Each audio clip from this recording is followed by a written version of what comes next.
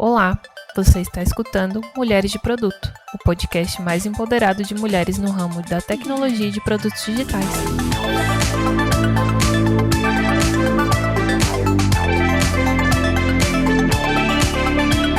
Esse conteúdo faz parte da comunidade Mulheres de Produto, a maior comunidade de mentoria para mulheres que atua na área de criação de produtos digitais. Se você trabalha ou quer trabalhar na área de produtos, entra logo no nosso site para saber mais sobre a nossa comunidade. Para entrar em contato com a gente, é só mandar uma DM no Instagram. Mas se você prefere o e-mail, mande para podcast@mulheresdeproduto.com.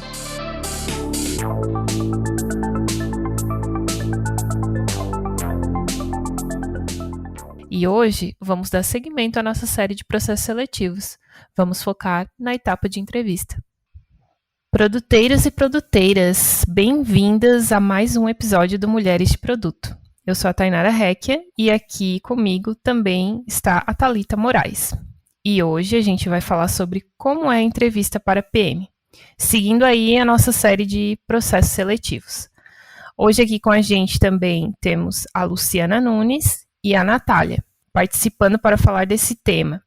Mas antes de a gente começar o papo, meninas, podem se apresentar para a gente? Olá, pessoal. Meu nome é Luciana Nunes. Eu sou Product Manager na ThoughtWorks. Eu trabalho na ThoughtWorks faz 5 anos e alguns meses. Moro em Recife, sou recifense. É isso, eu trabalho na área de tecnologia há mais ou menos uns 13 anos. Iniciei como desenvolvedora e já passei por vários papéis até atuar na área de produto, que é que eu estou hoje. Uma coisa que eu gosto muito de fazer é ler e cantar. Oi, gente, eu sou a Natália, sou Tech Recruiter aqui na Sanar, de tecnologia, produto, design, todas as áreas. E eu queria muito saber cantar, mas eu só gosto de cantar, então não sou mais ler, é muito meu hobby também. Eu sou mineira, mas moro aqui, não moro em São Paulo capital, moro numa cidade aqui do interior há um tempo, e vou falar alguns clichês aqui, que sou apaixonada pela área de tecnologia e de pessoas, por isso que eu gosto muito desse mix, que é trabalhar com recrutamento para tecnologia, para produto, enfim. Então vamos começar o nosso papo. A gente trouxe aqui algumas perguntas com base numa pesquisa que a gente fez na nossa comunidade sobre as maiores dúvidas em relação a esse processo seletivo de PM, de Product Manager. Vamos começar então com a Nath hoje. Uma das perguntas que trouxeram foi: o que é abordado na entrevista com a RH? Boa. Eu acho que a gente já começa com um grande depende, né? Porque eu acho que vai variar bastante, assim, até de empresa para empresa mesmo, assim. Vou falar um pouco da minha experiência e do que eu acho que, em geral, é abordado. A entrevista com a RH, geralmente, ela é a primeira. Então, tem uma parte ali do que a gente chama de selling mesmo, né? De mostrar como é o lugar que eu tô te chamando para trabalhar, então falar sobre os produtos da empresa. Então, tem essa parte que é mais da pessoa recrutadora, né? E como ela é a primeira, ela é essencial para eu saber se a pessoa que eu estou entrevistando, ela tem sintonia com a vaga.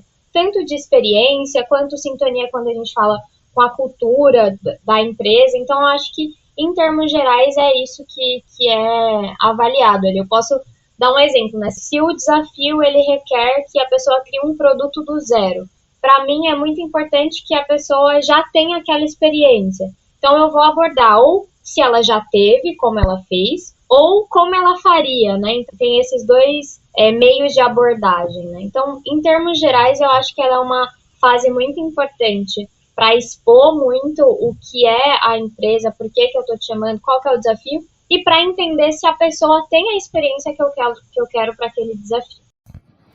E na entrevista técnica, Lu, o que você vê que é mais abordado, assim? Um dos pontos principais, assim, na entrevista técnica, para ajudar a gente a entender sobre quem é a pessoa, o que a pessoa faz, ou já fez, ou já trabalhou, é muito interessante para a gente tentar coletar e para as pessoas que são entrevistadas, né, passar para as pessoas entrevistadoras qual foi a experiência que ela teve no decorrer da sua jornada, digamos assim. E aí fazer uma reflexão sobre quais são as experiências relevantes que você acredita que, pela leitura da empresa que você fez, né, antes de ir para aquela entrevista, pelo entendimento da cultura da empresa, ou se a empresa está construindo algum produto específico, qual é esse produto, se é uma empresa de consultoria, quais são os, talvez, principais clientes que a empresa tenha. Então, numa entrevista técnica, é muito interessante ter essa vista de linha do tempo, porque é a partir daí que a gente começa a explorar mais, né, alguns pontos e aprofundar alguns pontos baseado nessa linha do tempo. Então é bem agregado com o que a Nath falou. Eu acho que isso se encaixa muito em outras perguntas que surgiram nessa pesquisa também, que ter essa linha do tempo é muito relacionada a como a gente faz o nosso storytelling, né? E surgiu várias dúvidas de como eu consigo fazer um bom storytelling, tanto na parte de RH, com que faça eu conseguir ir para a parte de entrevista técnica, e também na entrevista técnica, como que eu faço esse bom storytelling para as pessoas verem que eu tenho experiência, que eu consigo trabalhar com tal tecnologia. Então surgiu muito essas dúvidas, assim, como que é fazer isso, como que eu posso fazer isso da melhor forma nesses momentos.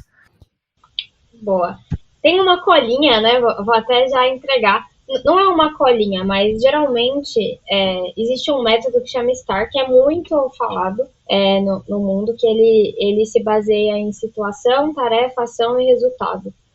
E quando existe alguma pergunta específica sobre alguma competência, quando alguém te pede para contar alguma coisa baseada na sua experiência, se você encaixar dentro desse frame, a pessoa que está te entrevistando vai conseguir entender bem o que você está passando ali com aquele case.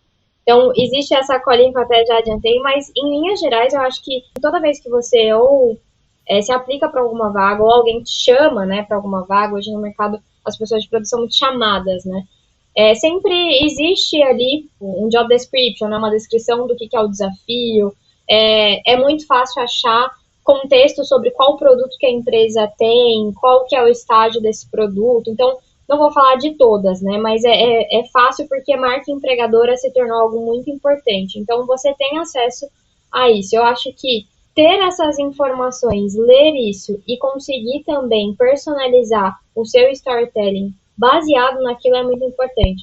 Porque hoje, as vagas de produto, elas são muito diferentes entre si, né? Então, você tem que entender para qual desafio você está aplicando e também personalizar seu pitch para aquele desafio. Então, se é um desafio mais técnico, na hora de eu contar, se for uma pergunta aberta, né, conte-me sobre você, é muito melhor você dar mais relevância nos aspectos que você tem de experiência com technical product. Então, acho que esse nível de personalização ali, ele é sempre válido. Sim, eu acho que isso é que dá insumo para conseguir construir esse storytelling, né? Quando tu tem bastante contexto sobre o que aquela vaga espera dessa pessoa que os recrutadores querem, a empresa quer, fica mais fácil. Aí tu consegue pontuar, bom, essa empresa aqui está querendo isso de requisitos. E aí eu consigo mapear quais são meus hard skills, meus soft skills, que dão match com essa vaga, né? E aí eu vou montando essa historinha do que eu sei para dar esse fit com a vaga. E uma coisa que vocês trouxeram é que várias empresas podem ter requisitos diferentes para o mesmo papel. Então, uma empresa quer tais requisitos para um PM, outra empresa quer outros requisitos. E aqui veio uma dúvida de o quão relevante é a experiência com ferramentas de produto na etapa de entrevista. E eu achei interessante porque depende muito de empresa para empresa que tipos de ferramentas elas costumam usar. E a gente tem uma infinidade de ferramentas, né? Acho que seria impossível a gente saber todas elas e saber executar bem todas elas. A gente vai ser bom em alguns, mas como que a gente consegue associar isso, né? Pô, eu sei essa ferramenta, mas tal empresa quer aquela e aquela ferramenta. Então, o quão relevante é a gente saber essas ferramentas para quando é exigido nessas vagas? O que vocês acham? Eu diria que isso ajuda em uma perspectiva de compartilhar a experiência com aquela ferramenta Mas o que eu buscaria, o que eu busco quando eu faço entrevistas é a forma de adaptação que a pessoa pode ter, né? Como a pessoa se adapta a determinadas ferramentas. Então, na Tortox, como uma empresa de consultoria e a gente trabalha com diferentes clientes, cada cliente pode ter uma ferramenta diferente. E eu já vi várias perguntas sobre como é a melhor forma ou qual é a melhor ferramenta de fazer um documento de requisitos, né? Ou qual é o board que a gente utiliza com o time, ou a melhor ferramenta para criar um board. E muitas vezes tudo depende do time, da experiência que o time tem. Então eu buscaria mais buscar o entendimento de como você consegue se adaptar, ou se você trabalhou com experiências diferentes, e como até você utiliza ferramentas para coisas pessoais também. Às vezes você não tem a oportunidade de trabalhar com uma ferramenta específica, e aí você utiliza uma ferramenta específica para treinar com algum projeto pessoal, por exemplo, e aí você mostra, eu usei isso, usei essa funcionalidade ou essa outra funcionalidade, e isso foi positivo por causa disso, e não foi muito bom por causa dessa outra coisa. E aí já demonstra de como você consegue testar coisas novas, né? Que é muito o que engloba a nossa área hoje. Né? Boa. Eu concordo muito com o que você trouxe. Eu acrescentaria assim, muitas vezes a ferramenta, ela é talvez um requisito muito importante, porque, sei lá, eu não tenho ninguém no meu time que faz isso. Então, putz, eu preciso já contratar do mercado alguém que domine essa ferramenta. Então, existem esses casos.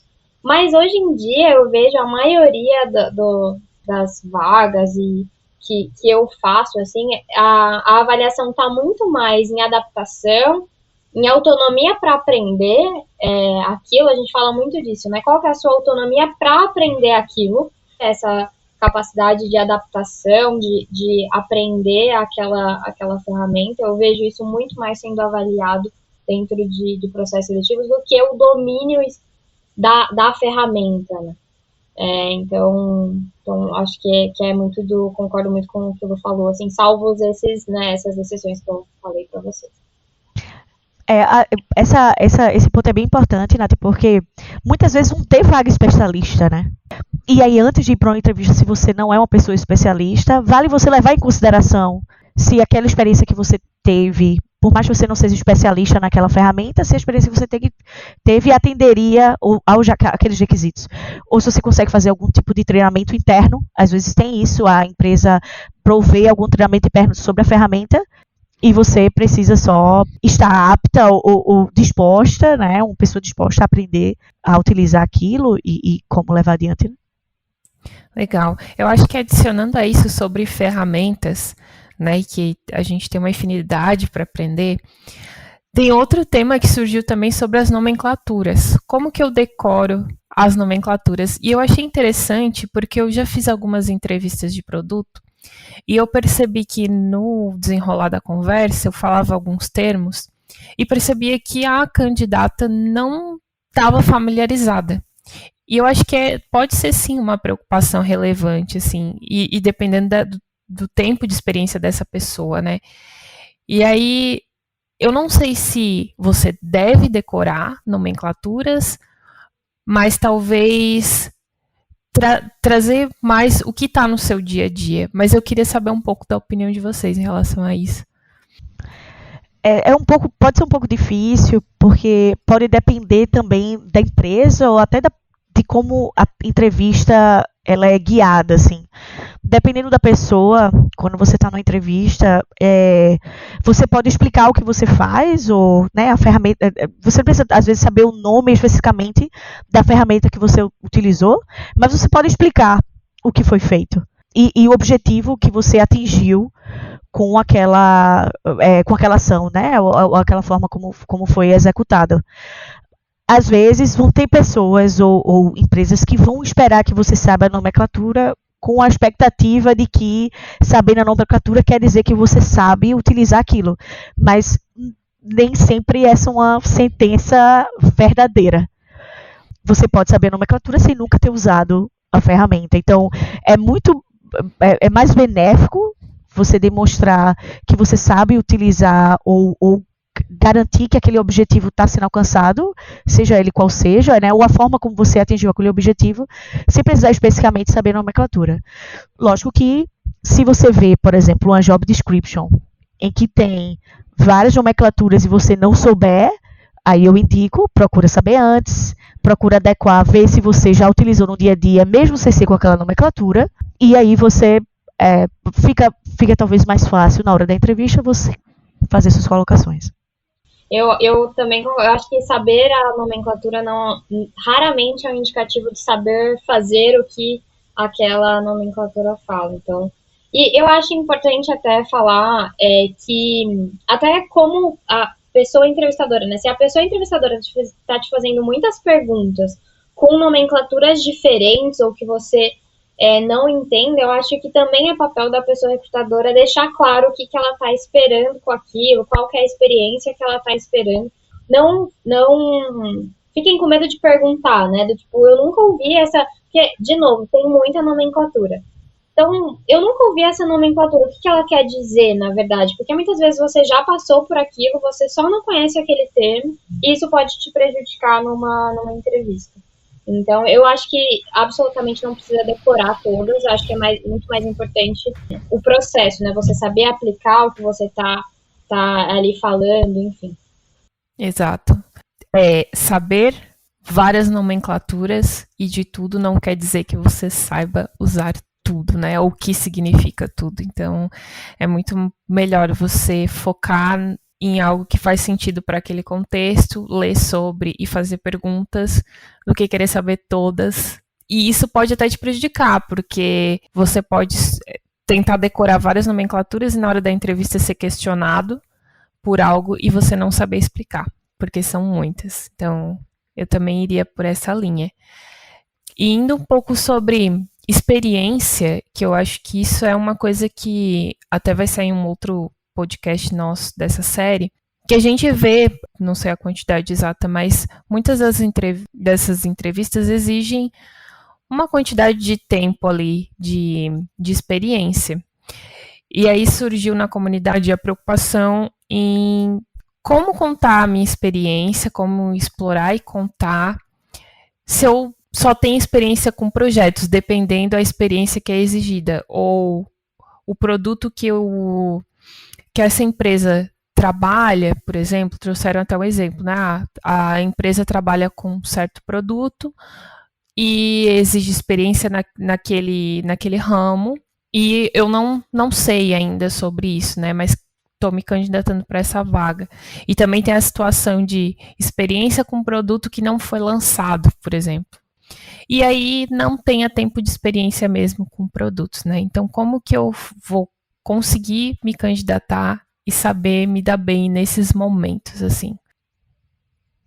Eu acho que tem duas coisas ali, né? Tem a questão de não ter senioridade com o produto e tem a questão de trabalhar com um produto que não foi lançado ainda, que é uma questão, a pessoa tem a experiência, mas talvez ela não tenha um case muito claro para contar, assim, eu acho que são duas coisas um pouco diferentes, na minha opinião. Eu acho que é tudo realmente entendendo qual que é o desafio. Tem vagas de produto que elas vão ter requisitos mais claros de senioridade mesmo, de experiência com o produto especificamente. E aí eu acho que essas talvez exijam um nível de maturidade maior ali em produto. Mas eu acho que até a Lu vai poder falar um pouco mais disso, sobre quais são as similaridades, né? E aonde eu posso me arriscar ali, porque muitas coisas talvez de processos sejam similares e sejam requisitos da vaga que eu estou aplicando.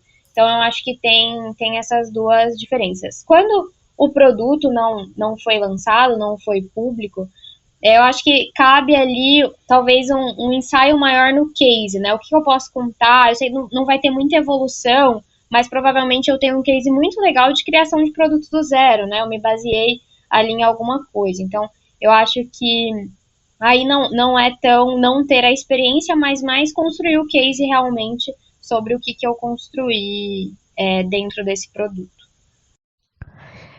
Complementando o que a Nath falou, acho que quando a gente vivencia, no caso de experiência em projetos, dependendo da job description ou da empresa que você vai tentar, uma área de delivery, né, de entrega, ela é bem forte quando você trabalha com produto. Então, as experiências que você tem com qualidade de entrega, com como você organiza o time, ou quando você ajuda a desenvolver o time, toda a parte mais específica de histórias, ou job stories, né, que tá entrando bastante agora, hipóteses. Então, todo esse momento voltado para o delivery, você pode criar a sua história baseado na experiência que você teve de projeto com essa vertente de entrega.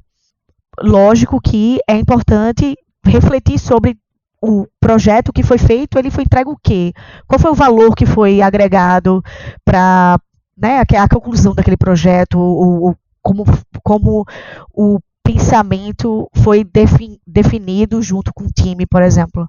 Além disso, tem a questão da agilidade, que isso também pode ajudar. Então, normalmente, projetos envolvem pensamentos ágeis ou transformação ágil, e isso pode ser uma boa experiência para ser agregada nas empresas que você está fazendo entrevista.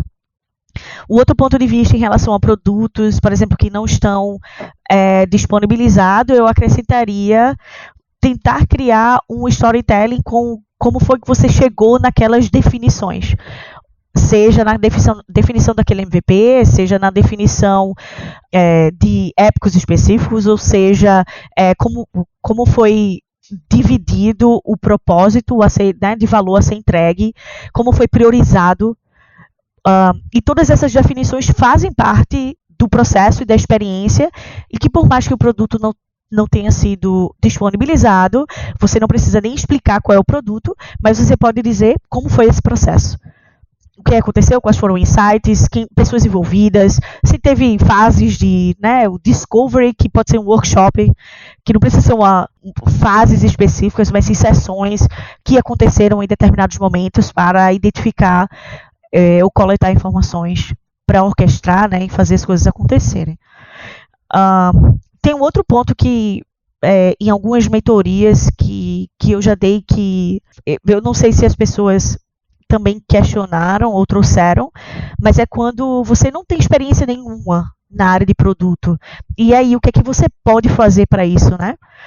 Além da comunidade, né, de mulheres de produto, existem outras comunidades e outras formas de você pesquisar ou investigar como você pode fazer um case de produto, baseado nas coisas que você vai aprendendo. Então, vou dar um exemplo. Você pode pegar um aplicativo que você utiliza e você acredita que aquele aplicativo poderia ter uma mudança ou algum case específico, uma nova funcionalidade ou alguma outra vertente, e você pode fazer uma pesquisa de usuário, você pode fazer o processo de uma visão de produto e etc.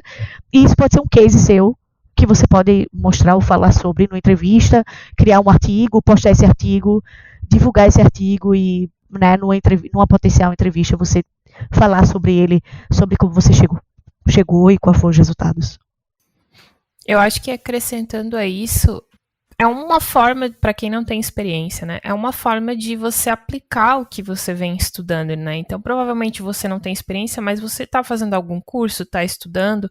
Então, fazer isso que a Lu trouxe, de tentar fazer o seu próprio case, além de você estar aplicando coisas que você está estudando, já ajuda a mostrar também para as pessoas que estão fazendo a sua entrevista que você está ali engajado, querendo aprender, querendo de alguma forma, mesmo que não esteja trabalhando, mas buscando outras formas de botar em prática aquilo e mostrar o que está aprendendo com isso, né?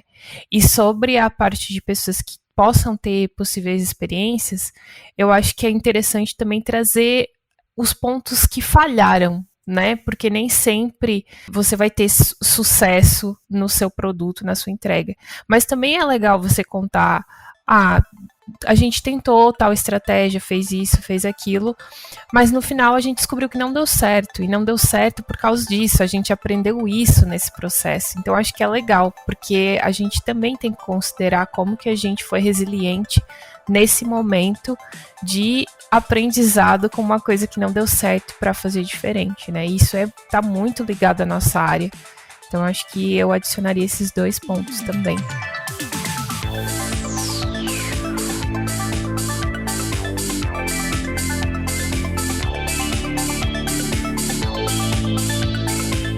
Se você que está ouvindo esse episódio tem interesse em se aprofundar e ampliar mais seus conhecimentos em algum tópico específico da área de produto, temos desconto para o curso de Product Management da PM3. Basta aplicar o cupom MDP15OFF e se inscrever num dos melhores cursos de produto do país, que conta com instrutores renomados e com muita experiência. Então não perde essa chance, vai lá e aproveita.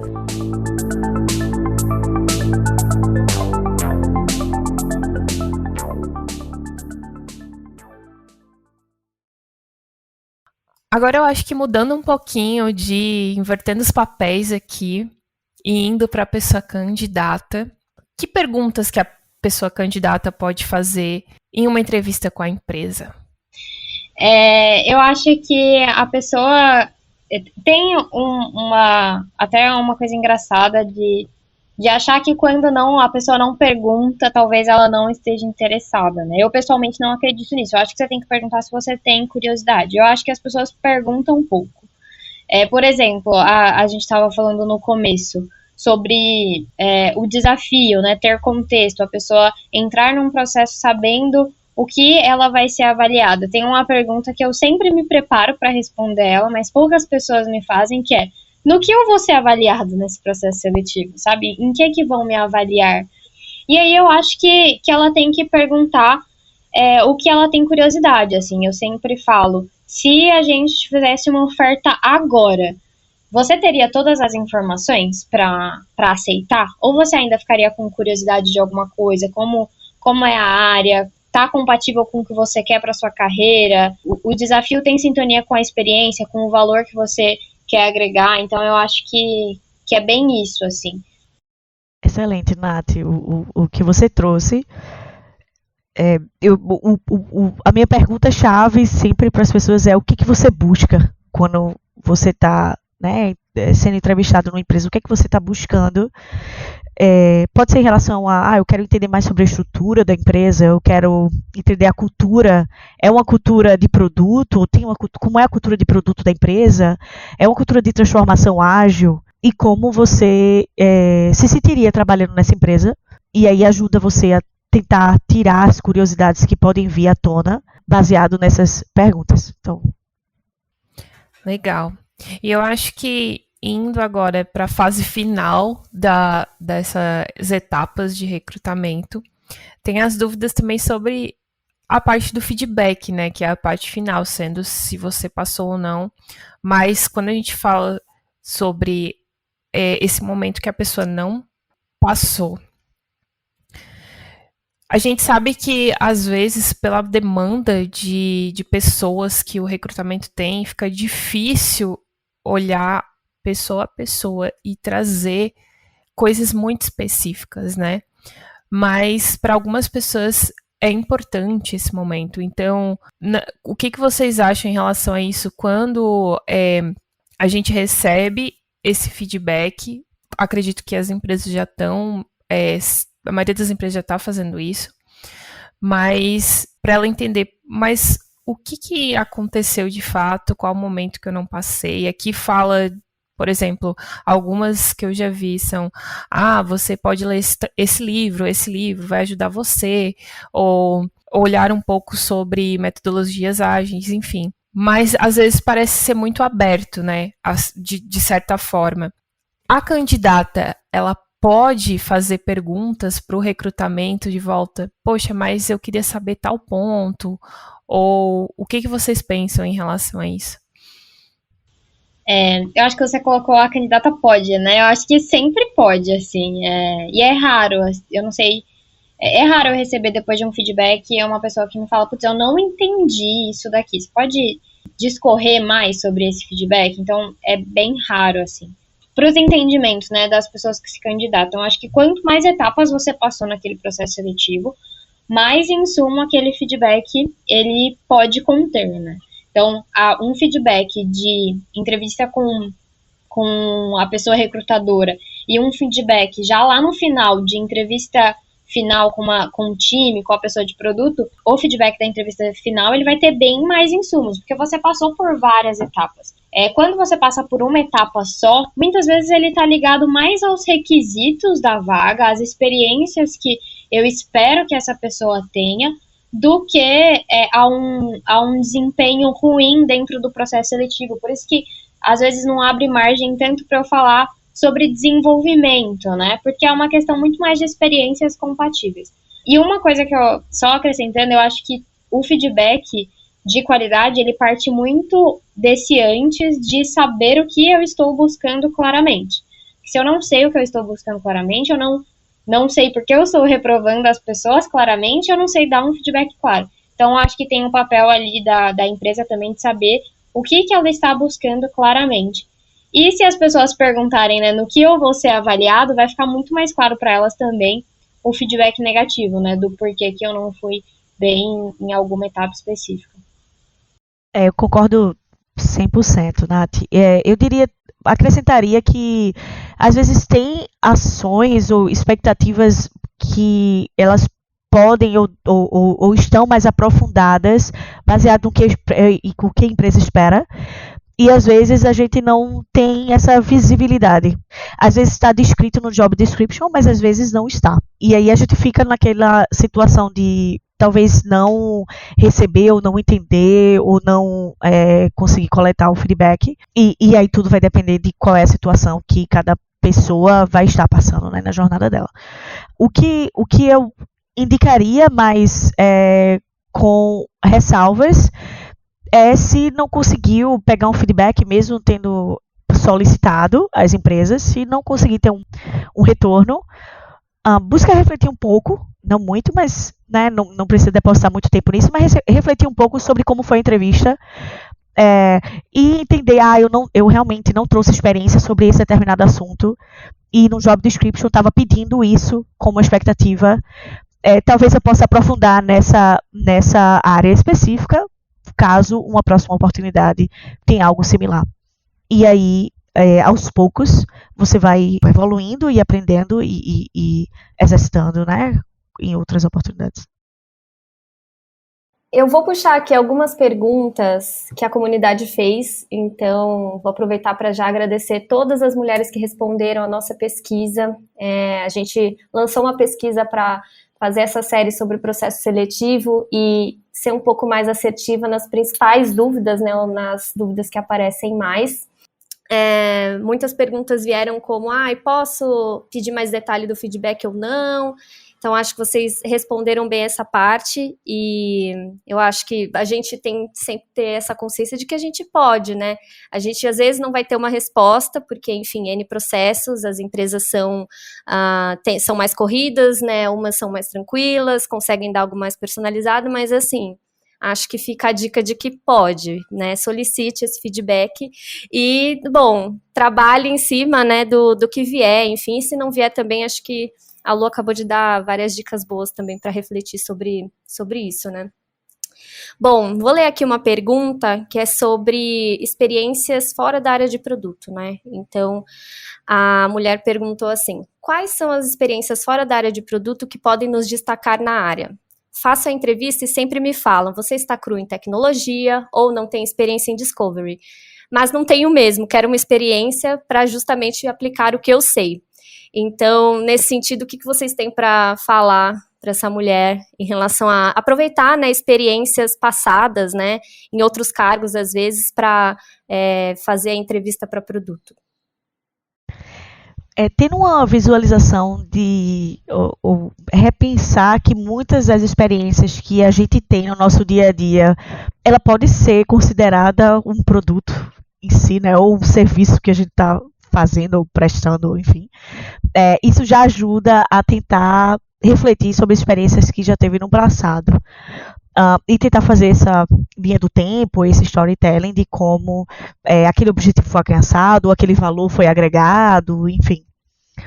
Uma outra experiência que eu tive particularmente, existem pontos altos e baixos, mas me ajudou a ter uma experiência que foi rica, foi um hackathon.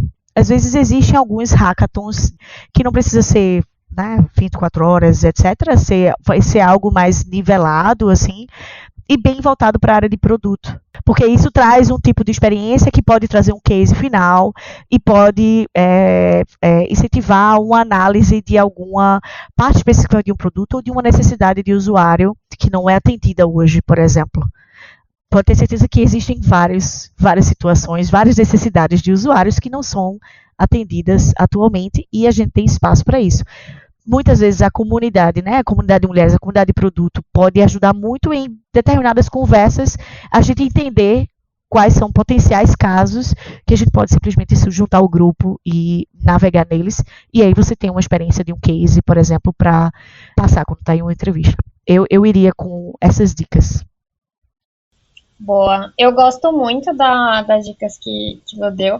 E até essas dicas fazem uma conexão com o que a gente falou de ferramentas, né?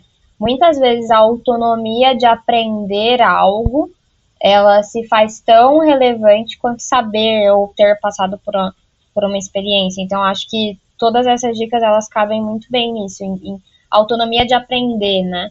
Se a empresa está pedindo especificamente alguma pessoa que tenha bastante experiência em discovery, acho que não vai ter sintonia ali, né, com o que você tem para agregar de valor. Então, acho que tem sempre essa ponderação, assim.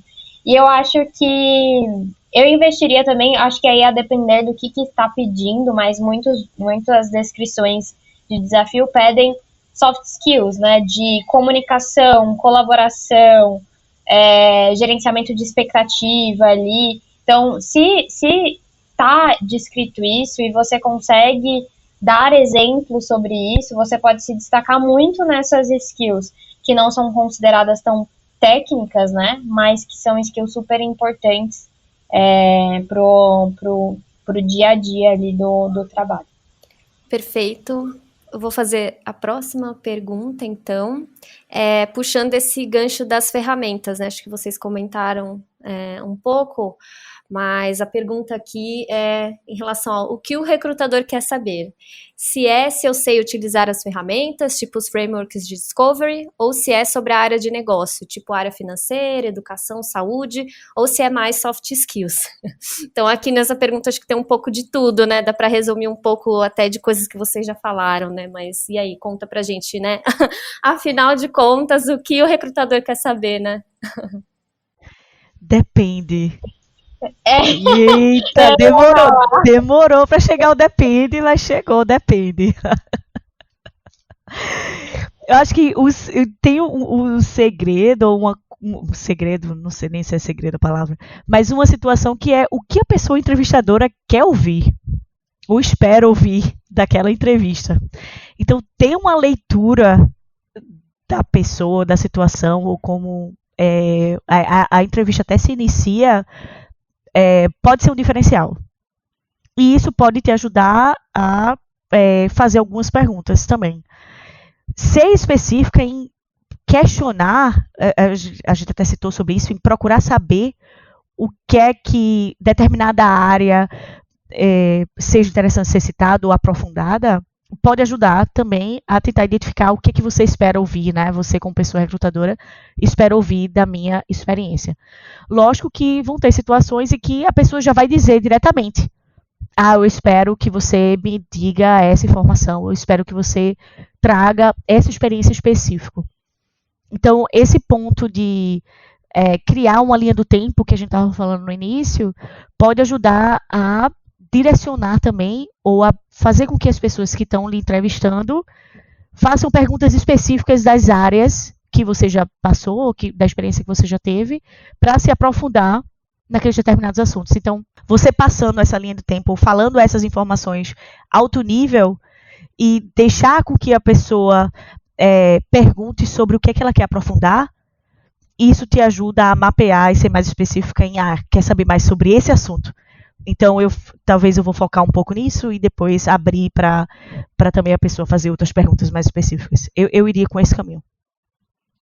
Boa. Acrescentando até, pegando o gancho que eu falou agora no final, existem perguntas que elas direcionam mais, né, que eu peço especificamente para a pessoa me contar alguma coisa, e aí eu consigo avaliar mais claramente alguma competência. Mas a pergunta foi muito aberta e você não sabe o que focar, antes de você responder, acho que você pode até perguntar, você gostaria que eu focasse mais em quê para responder essa pergunta?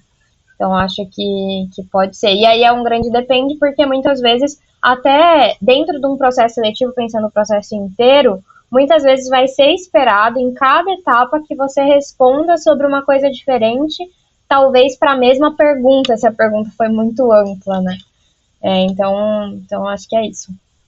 Tem um ponto que também ajuda no processo e é importante a reflexão ou a forma de fazer, de gerenciar ou organizar seu pitch, que é buscar a objetividade, né, em paralelo com dar muitas informações que pode se transformar em uma situação prolixa, digamos assim.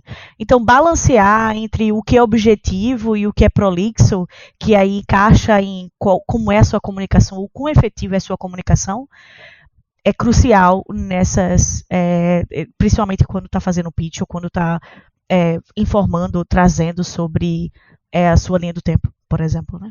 Eu queria deixar esse ponto específico. Bom, eu vou até deixar um outro. Geralmente, quando a pergunta é muito aberta, ela requer mais objetividade do que detalhes, porque a pessoa recrutadora ela vai pegar daquele pitch mais objetivo os pontos que vai ser mais importante para ela, para fazer as conexões necessárias ali, né? Então, quando a pergunta é muito aberta, geralmente um caminho melhor é ser mais objetivo e a pessoa recrutadora vai fazendo as conexões que ela quer ali dentro do contexto. Queria fazer uma pergunta que é minha, essa não veio da pesquisa, mas ouvindo vocês, tem a descrição das vagas, né, que geralmente se divide ali entre requisitos que são imprescindíveis, vamos dizer assim, e os desejáveis, né?